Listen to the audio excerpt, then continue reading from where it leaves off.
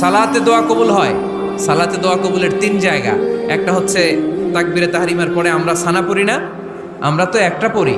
আল্লাহর হাবিব সুন্নাহ এবং নফল নামাজে আরো পড়তেন সানা, ওই দোয়া কবুল হয়। 2 নম্বর জায়গা সালাতে সেজদায় পড়ে দোয়া করলে কবুল হয়।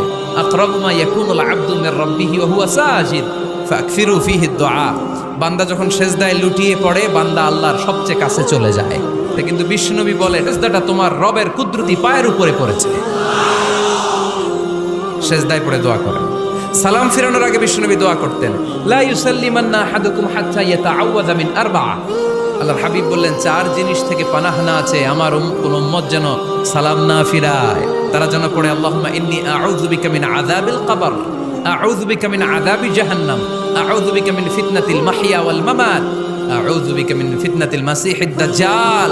আল্লাহ কবরের আযাব থেকে বাঁচাও, আল্লাহ জাহান্নামের আগুন থেকে বাঁচাও, আল্লাহ জীবন